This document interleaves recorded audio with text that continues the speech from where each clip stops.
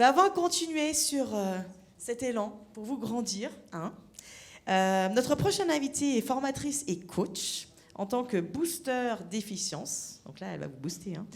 Elle aide les chefs d'entreprise à faire en sorte que leur activité soit rentable et durable tout en boostant leur posture commerciale. Et comme je dis maintenant, c'est vous qu'elle va booster en vous posant une petite question un peu provoque qui est « Et moi, combien je vaux ?» Je vous demande d'accueillir Ilham Kassi.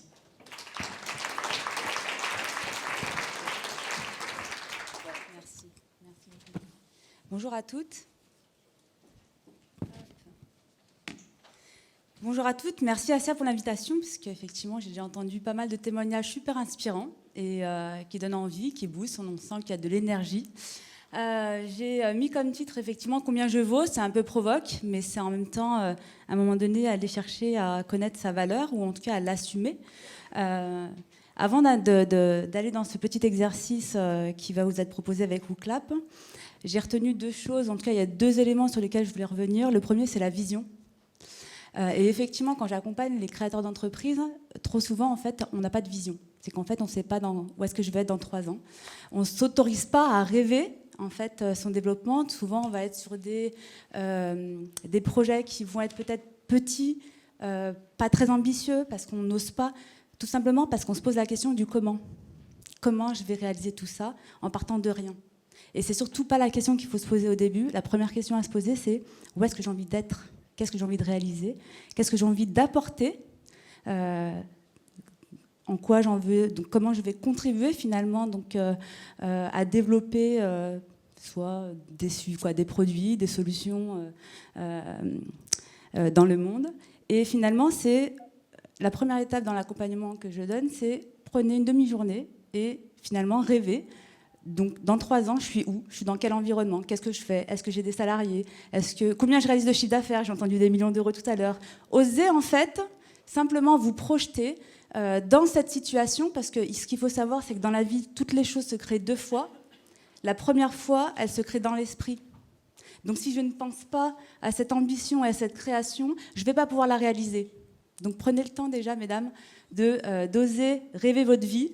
Le comment viendra après. Le comment viendra après parce que vous allez pouvoir ensuite structurer les étapes par lesquelles vous allez passer pour pouvoir y arriver. Vous allez ensuite penser aux ressources financières et humaines dont vous avez besoin pour y arriver. Et surtout, c'est que vous allez être accompagné comme avec Assia et Actionnel, donc pour pouvoir justement vous poser les bonnes questions pour atteindre votre ambition. Donc ça, c'était le premier point que je voulais revoir avec vous. Et le deuxième, sur le mot qui a été retenu, qui est « oser ». Alors, j'adore ce mot. Et alors, je suis très commerciale et j'ai beaucoup travaillé dans de la prospection, donc dans le dur, que ce soit auprès des particuliers et auprès des entreprises. Et en fait, le seul risque que je prenais à chaque fois à prospecter, c'est qu'on me dise non. Et on est d'accord qu'un non n'a jamais tué personne. Donc j'osais, et tous les jours j'osais aller chercher de nouveaux clients, j'osais aller justement demander à la création d'entreprise, j'allais justement demander sur le terrain en fait, d'avoir un retour sur ce que je voulais proposer. Et effectivement, les gens sont très bienveillants, les entreprises sont très bienveillantes, puisque surtout quand on crée son entreprise, en fait, il y a cette volonté d'aider. Profitez-en dans les premières années de création parce qu'on aime donner des conseils, on aime contribuer au développement de nouvelles structures et on aime aussi mettre en relation. Mais il faut demander. Parce que si on ne demande pas, en fait, on ne va pas le faire. Effectivement, ce n'est pas instinctif. Donc, oser aussi briller. Alors, j'accompagne une personne et je voulais juste faire une femme qui est coach de chef d'entreprise aussi, donc au féminin, et qui veut les accompagner à briller. Et en fait, je suis en train de l'accompagner à ce qu'elle-même puisse briller auprès des autres pour pouvoir en fait dégager de sa lumière. Donc osez briller, mesdames, osez finalement assumer qui vous êtes, osez assumer votre pleine valeur. Vous avez énormément de choses à apporter dans ce monde, donc soyez au rendez-vous, soyez au rendez-vous. Juste avant d'arriver, j'étais dans un déjeuner et on m'a donné un chiffre, 8%. 8%, en fait, c'est la performance qui est réalisée en plus par les entreprises du CAC 40 qui sont dirigées par des femmes. 8% de performance en plus. Donc on est en capacité d'aller chercher beaucoup plus que ce qu'on imagine. On va, passer... Merci.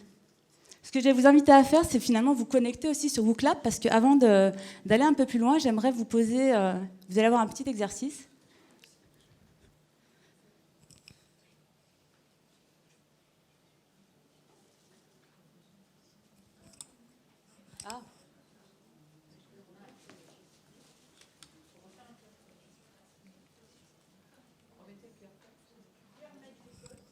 Ça arrive.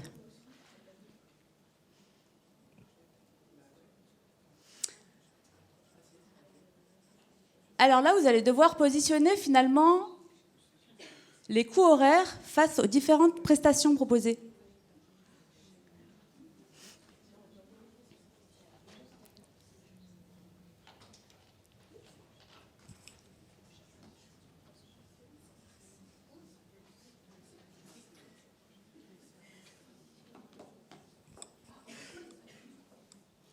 Je ne sais pas où on en est dans les réponses.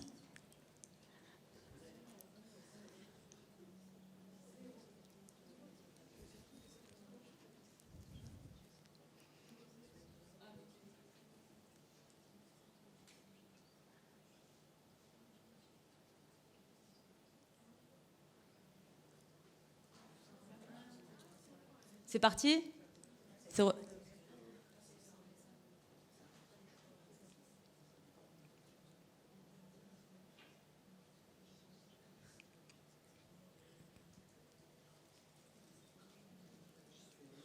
bon, vous avez pu répondre ? Presque ?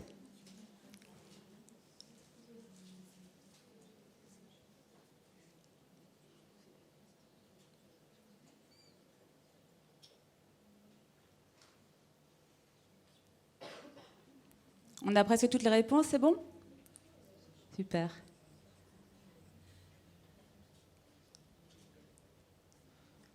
On va aller sur les réponses.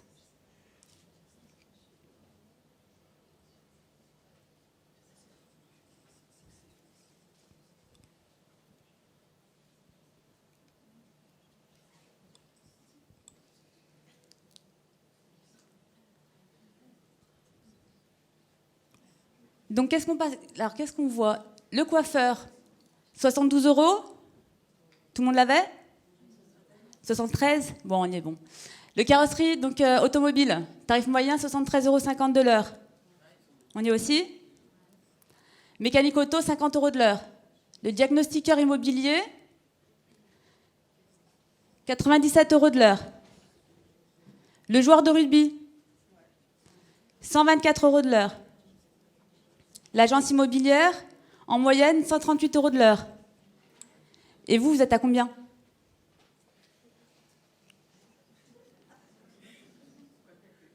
Cet exercice, je l'ai fait faire à des dirigeants, des géomètres experts. Et en fait, cette notion de valeur, elle est importante pour tout le monde parce qu'on n'a plus l'impression en fait, qu'on va pouvoir apporter des choses en plus à nos clients. J'ai entendu tout à l'heure effectivement Maëva qui parlait de la notion de marché. La réalité, elle est effectivement sur le marché. C'est donner un petit peu donc sa valeur, qu'est-ce que je vais apporter à mes clients. Okay ? Et ce qui va être intéressant, c'est on va pouvoir passer à l'autre exercice. Anne, est-ce que vous êtes déjà posé la question de quel bénéfice vous apportez à vos clients ? Qu'est-ce qu'ils vont gagner à utiliser mes services ou à utiliser mes produits ? Je vous donne l'exemple des géomètres experts parce que je ne connaissais pas du tout ce métier. Et en fait, je me suis rendu compte que la valeur, les bénéfices qu'ils apportaient avec leurs clients, ils étaient juste extraordinaires par rapport à ce qu'ils valent, entre guillemets, en coût horaire. C'est que sur un projet, ils peuvent sécuriser des projets et ils peuvent sécuriser aussi des transmissions patrimoniales. Quand on parle de patrimoine, on parle donc de milliers d'euros, de centaines de milliers d'euros, et qu'en fait, si vous n'êtes pas bien accompagné, derrière, on peut perdre des centaines de milliers d'euros. Aujourd'hui, combien vous faites gagner à vos clients ? Qu'est-ce que vous leur apportez ? Qu'est-ce que vous leur faites gagner ? Et s'ils n'utilisent pas vos services ou vos produits, qu'est-ce qu'ils risquent de perdre ? Ça va être intéressant que vous puissiez, sur Wooklap, nous donner des éléments, parce qu'on va pouvoir aussi en échanger. On va remettre la slide.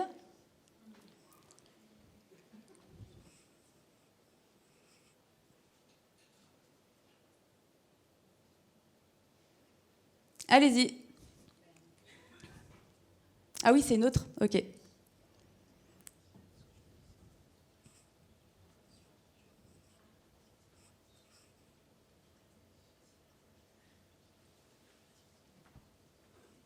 Merci. C'est trop rapide ?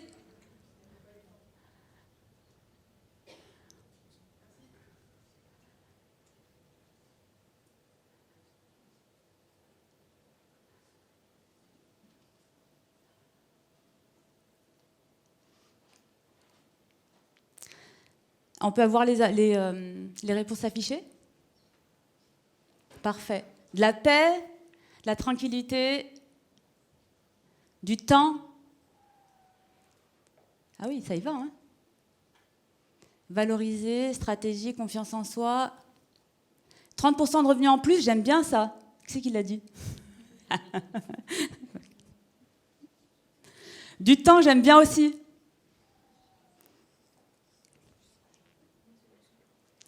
De l'argent, j'aime bien aussi. La confiance, j'aime bien également. Une expérience internationale multilingue, c'est intéressant. Je vois qu'il y a différentes activités. Effectivement, il y a du service, il y a du produit.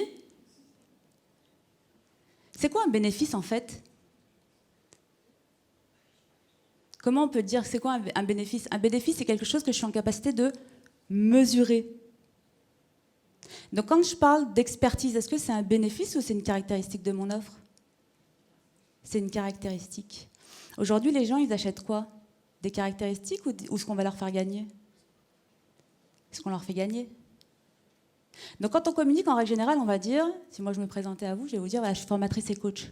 Mais en fait, on s'en fout, je sois formatrice et coach, parce que ça vous fait gagner quoi? Rien. Par contre, si je vous dis aujourd'hui, moi j'accompagne les structures telles que la vôtre à devenir rentables, à gagner plus d'argent. Là, je commence à vous intéresser un petit peu. C'est mieux. Et bien vous, c'est pareil. C'est qu'à un moment donné, vous devez mettre en avant les bénéfices que vous apportez à vos clients. Ils doivent être en capacité de les mesurer.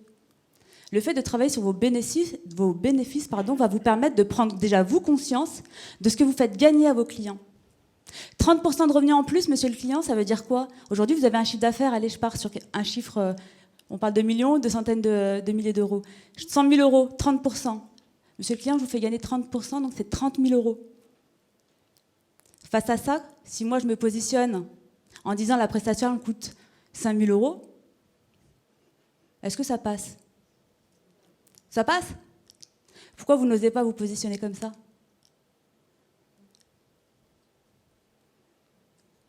Pardon? Vous le faites? Parfait.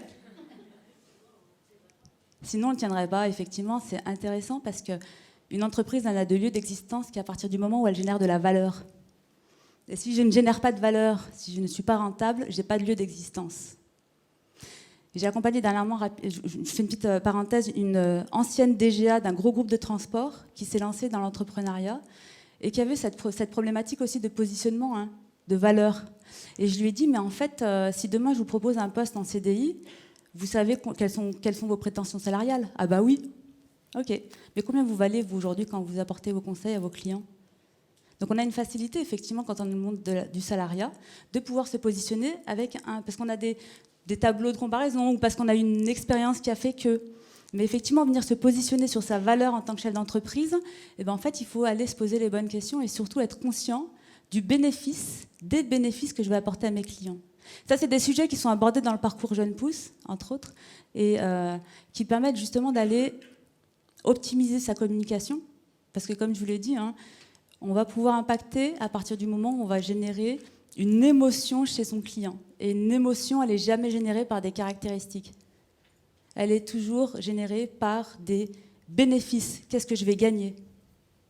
Et ensuite, la validation, elle se fait par la logique. Mais on commence toujours à aller impacter par les bénéfices clients qui vont générer des émotions. Ok, donc sécurité, effectivement, on va pouvoir aller plus loin. Des bonnes bières. Qui a dit des bonnes bières? Productrice, c'est ça? Qu'est-ce que les clients y gagnent à boire tes bières?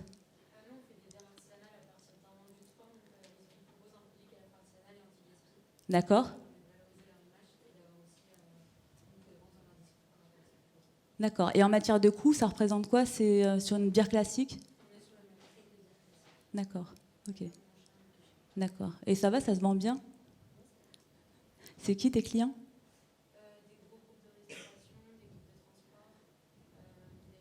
Et pourquoi ils vous achètent? Parce qu'il y a une satisfaction? N'est-ce pas? Ok, super. L'expertise. Ok, on va aller sur l'autre question, s'il vous plaît.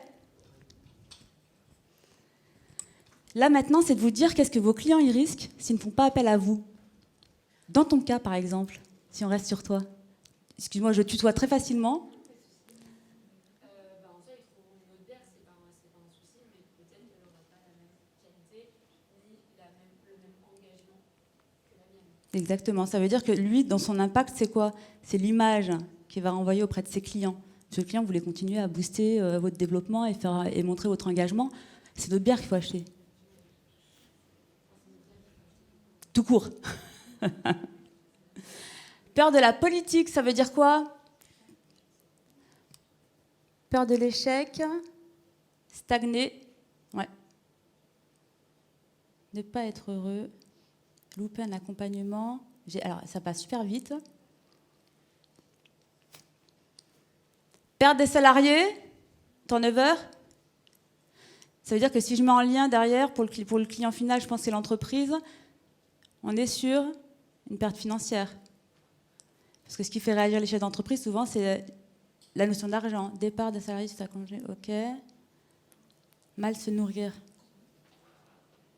Mal se nourrir, ça impacte quoi? En fait, ce qui va être intéressant dans vos réflexions aussi, c'est d'aller encore plus loin. La santé, merci. Entre autres, et physique. Tout à fait. Et donc, si je n'ai pas la santé mentale et physique, est-ce que je suis productive? Se rencontrer. Rater un Oscar? Qui c'est qui a dit ça? Tu peux nous en dire plus?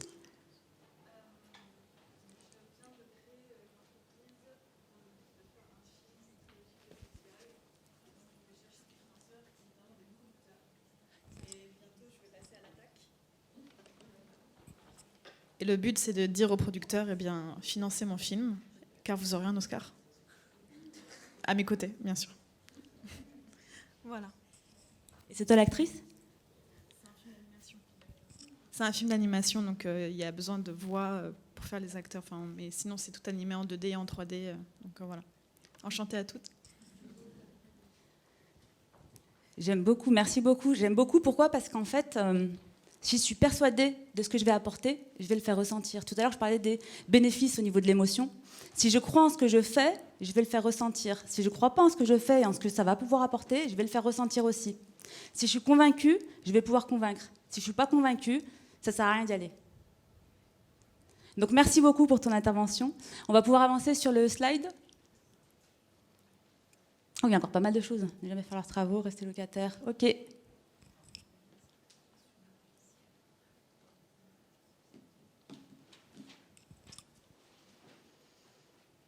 On va pouvoir avancer.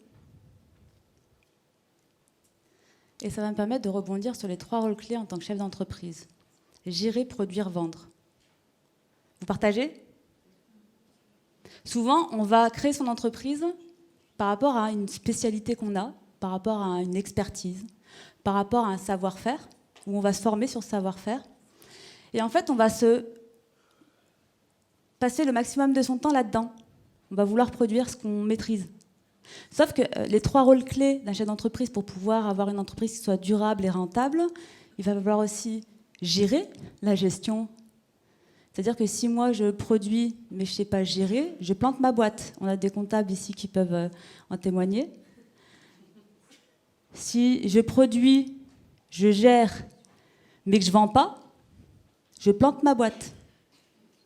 Donc en fait, c'est l'alliance des 3 sujets qu'il va falloir mettre en œuvre et sur lesquels il va falloir être présent en tant que chef d'entreprise.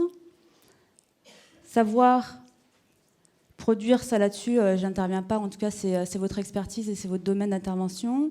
Gérer, ça va être accompagné, monter en compétence sur comment je travaille sur mon plan de financement, comment je travaille sur ma trésor. La trésorerie, un point très important. Je pense que tout à l'heure, on a eu des retours d'expérience. Et effectivement, c'est une réalité. C'est qu'on a beau être très bon dans ce qu'on fait, si on n'a plus de trésor, et que la banque, on n'en a pas 2, n'est-ce pas, ou 5, c'est compliqué. Vendre. Alors vendre, c'est là où je vais un petit peu plus rester parce que c'est ma partie, j'aime ça. La vente, le commercial. Ça se voit? Alors là, je vais m'éclater. Pour vous, c'est quoi un bon commercial? Quelle vision vous avez du commercial? Pardon? Qui ne lâche rien? Ok. D'écoute? Servir? Qui donne envie? Qui inspire? Négociation? Connaître son prospect? Essentiel dans l'entreprise. Qui comprend les besoins de son client? Tout à fait. Ok. Pardon? Toi, tu as suivi déjà. Effectivement, qui parle bénéfice.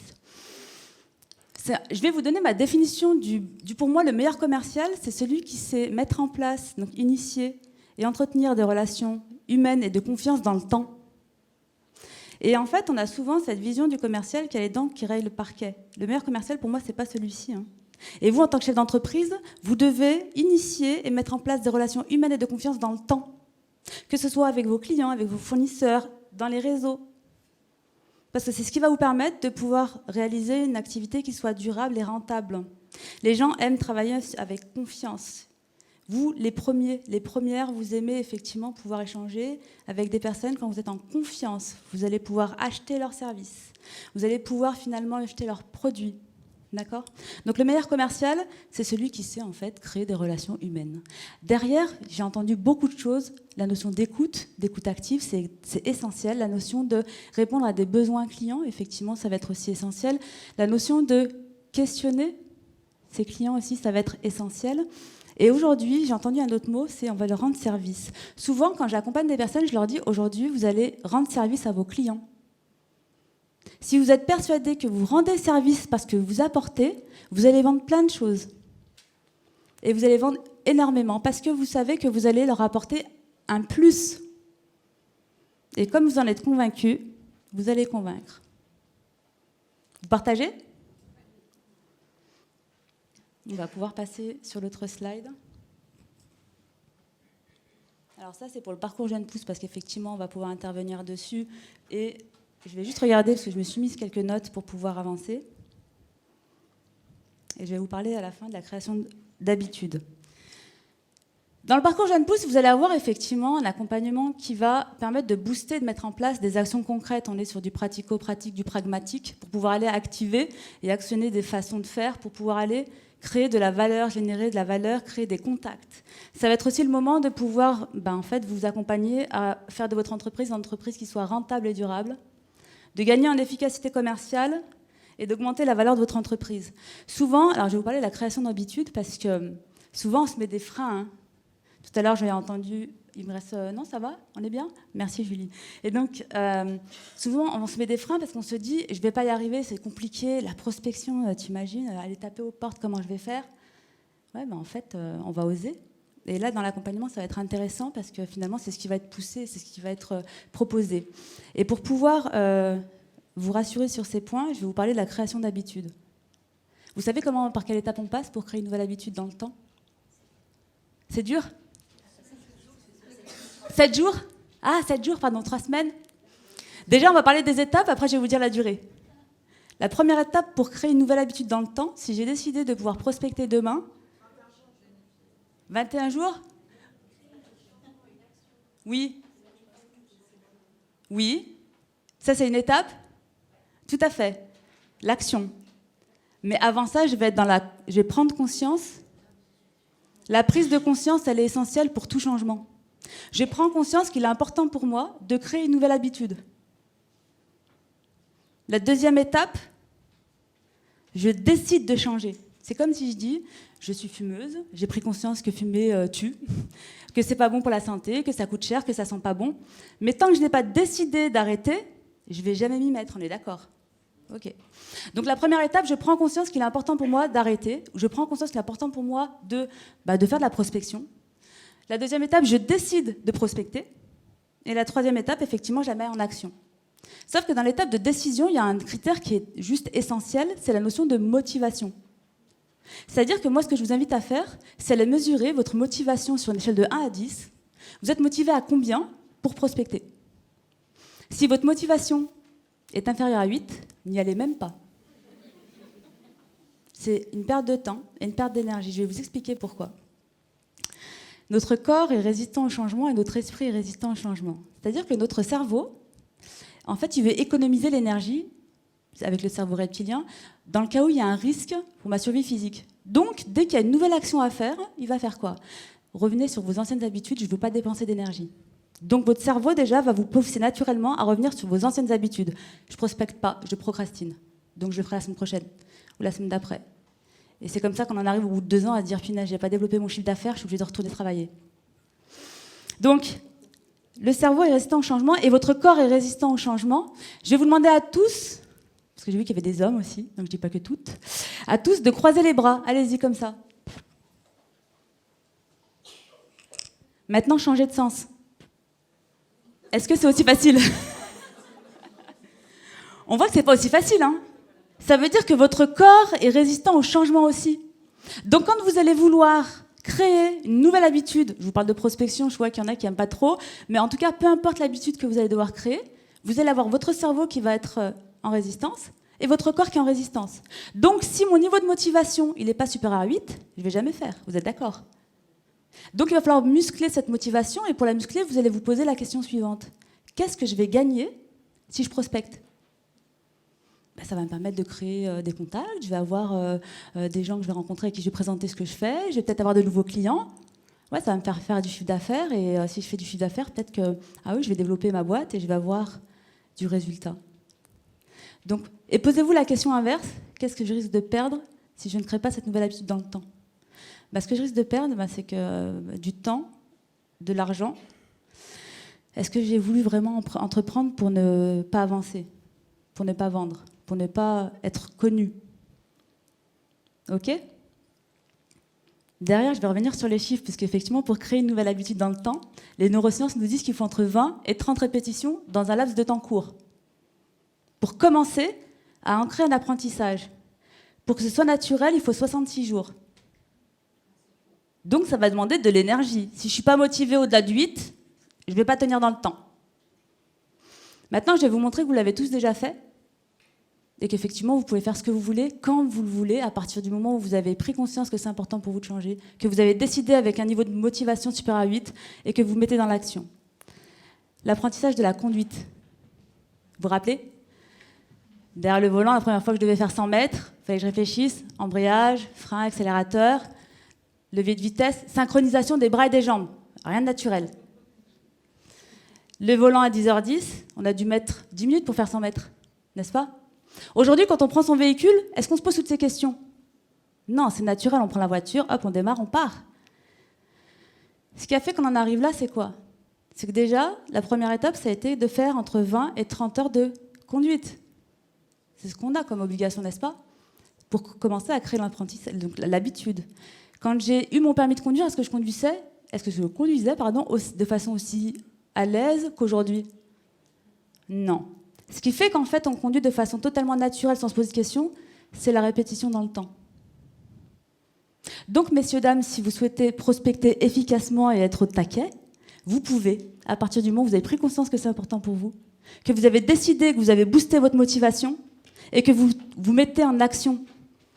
Et c'est ça que propose le programme Jeune Pousse, c'est de vous mettre en action sur des choses qui vont vous permettre de développer votre activité de façon durable et rentable. Ça va? Je vais juste vous rajouter 2 mots sur ce changement d'habitude. Quand vous allez vouloir commencer ces choses-là, il va falloir avoir 2 mots, exigence et bienveillance. L'exigence, c'est qu'à partir du moment où j'ai décidé de mettre en place une nouvelle action, je m'y tiens. Bienveillance, c'est qu'à partir du moment où vous avez décidé de mettre en place une action, si au début, je bégayais au téléphone ou j'ai pas les rendez-vous, ça se passe pas forcément comme je le voulais, c'est pas grave, je suis en apprentissage. Et c'est le fait de pouvoir répéter dans le temps qui va faire que je vais être que je vais devenir de plus en plus bonne et performante dans ce que je fais, et pas le fait de lâcher en fait au premier coup de fil où j'ai un non. Ça va? Je regarde juste si j'ai encore un sujet, mais je crois qu'on est bon dans le timing encore. Je peux encore raconter.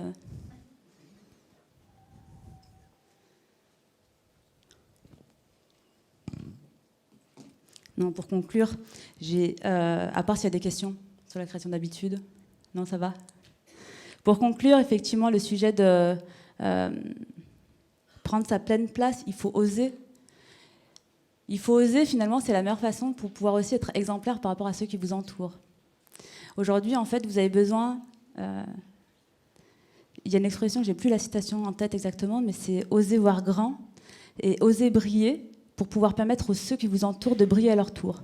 On a souvent cette notion d'exemplarité, ne serait-ce que par rapport à nos enfants. Et si nous, on se met des limites, si nous, on se met des barrières, on leur apprend qu'eux aussi doivent se mettre des barrières. Et je vais vous raconter une petite anecdote, parce que j'ai ma fille que j'ai emmenée une fois avec moi. Quand j'ai créé mon entreprise dans un réseau où, en fait, il y en a qui se présentaient, dans lequel j'intervenais, et en fait, je l'ai poussée à se présenter, elle avait 8 ans à l'époque. Dans ma tête, je me suis dit, mais moi, jamais de la vie.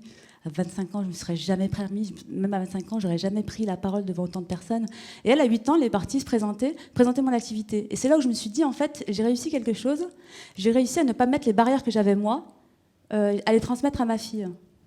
Donc je lui montre aujourd'hui qu'effectivement, on est en capacité et que c'est important d'aller de l'avant, c'est important d'oser, c'est important finalement de s'exposer, parce que c'est comme ça qu'on va permettre aux autres de se dire, ah ouais, on a le droit en fait. On a le droit d'être là et à briller comme on doit briller pour pouvoir justement embarquer un maximum de monde avec soi. Voilà, ce sera tout pour moi.